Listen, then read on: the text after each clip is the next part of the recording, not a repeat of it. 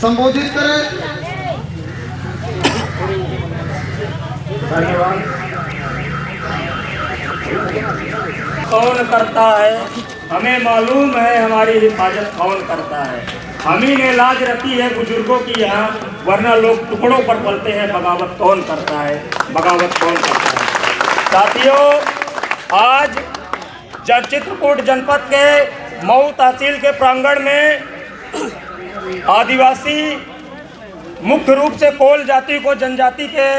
दर्जे के अधिकार के लिए आज एक दिवसीय धरना प्रदर्शन रखा गया है। साथियों, मैं यह कहना चाहूँगा कि आखिर आज़ादी के 75 वर्ष बीत जाने के बाद भी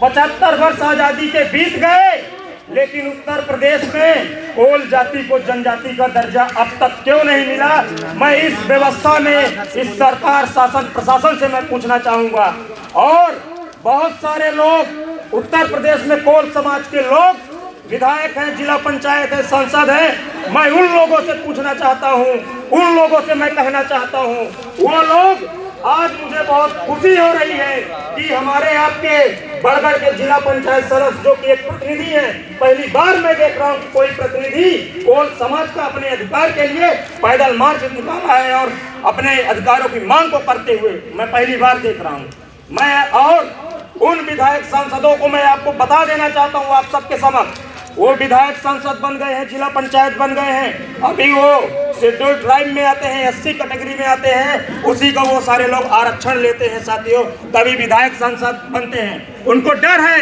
कि अगर हम कोलों को अगर आदिवासी का दर्जा मिल गया, ST का दर्जा मिल गया, तो कहीं हमारी सीटें जो आज रिजर्व है, हम विधायक सांसद बन रहे हैं, तो कल हम नहीं बन पाएंगे। साथियों, मैं आप लोगों से यह कह देना चाहता हूँ, और इस व्यवस्था में अगर उत्तर प्रदेश में कोल जाति को जनजाति का दर्जा मिलेगा तो हमारी जो आज कोल समाज की जो दयनीय स्थिति है, इससे,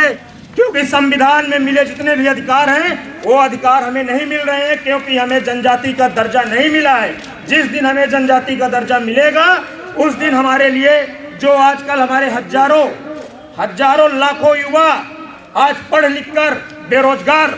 की कगार में खड़े हैं, बेरोजगारी को झेल रहे हैं, पलायन कर रहे हैं, अगर ये अधिकार मिलता है तो मैं दावे के साथ कहता हूं कि उत्तर प्रदेश में जो निवासरत कुल जाति है, लाखों लोगों के घर में खुशियां आएंगी। आप लोगों से मैं ये कहना चाहूँगा कि आखिर आप सबके माँ बाप ने, हमारा समाज काम करने वाला समाज है, पत्थर तोड़ तोड़ के किन उम्मीदों से अपने बच्चों को आज पढ़ा लिखा के इतना बड़ा किया, लेकिन सबसे बड़ा कारण ये है कि उन्हें जनजाति का अधिकार नहीं मिल पाया, इसीलिए आज तक वो लोग नौकरी नहीं पाए। साथियों, तो मैं शासन प्रशासन और कोल समाज के जितने भी रहनुमे हैं जो अपने आप को बताते हैं कि समाज के लिए हम दिन रात संघर्ष करते हैं, मैं उनसे कहना चाहूँगा कि आखिर कौन सी ऐसी परिस्थिति है, कौन सी ऐसी मजबूरी है कि आप लोग इतने बड़े प्रतिनिधि होकर भी आज तक हमारे उत्तर प्रदेश में जो कुल भाई रह रहे हैं उन्हें जनजाति का दर्जा नहीं मिल पाया है। और आज का जो ये एक ज्ञापन पत्र की मांग है, उसमें मुख्य रूप से 3 मांगों को रखा गया है कि वन अधिकार अधिनियम। आप लोग देख रहे हैं कि आज आदिवासियों को जल जंगल जमीन से उनका सदियों से नाता रहा है। आज ये शासन प्रशासन पर बैठे हुए लोग आदिवासियों को जल जंगल जमीन से बाहर कर रहे हैं। अगर वन अधिकार अधिनियम 2006 लागू होगा तो पुनः आदिवासी जल जंगल जमीन का रखवाला बनेगा, और इतिहास गवाह है कि जल जंगल जमीन आदिवासियों की है। और एक चीजें बहुत सुनने को आती हैं कि इतिहास गवाह है, इतिहास प्रमाण इस चीज का देता है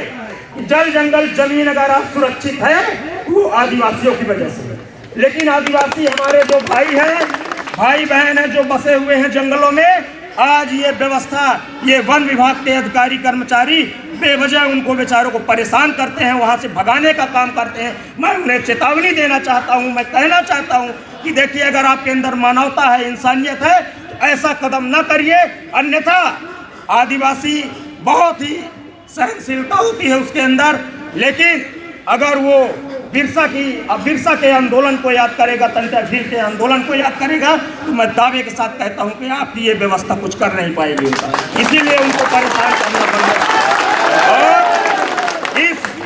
आज का जो ये कार्यक्रम रहा है, मैं हमारे समक्ष उप जिलाधिकारी महोदय मौजूद है। मैं आपसे सादर विनम्र अनुरोध करता हूं, निवेदन करना चाहूँगा कि हमारे समाज की जो ये मांग है, निश्चित तौर पे आपके माध्यम से ये भारत की राष्ट्रपति महामहिम द्रौपदी मुर्मू जी को है, मैं पूरे निवेदन करना चाहूँगा और मुझे पूरा विश्वास है आपके ऊपर कि हमारी इन मांगों को आप उचित स्थान तक पहुँचाएंगे और वहाँ से पैरवी करने में हमारी मदद करेंगे, जिससे हमारे समाज को जनजाति का अधिकार मिल जाएगा और उन्हें भी संविधान में जो भी संवैधानिक अधिकार प्रदत्त है, उन अधिकारों के तहत उनके भी जीवन में खुशियाँ आ पाएंगी साथियों। और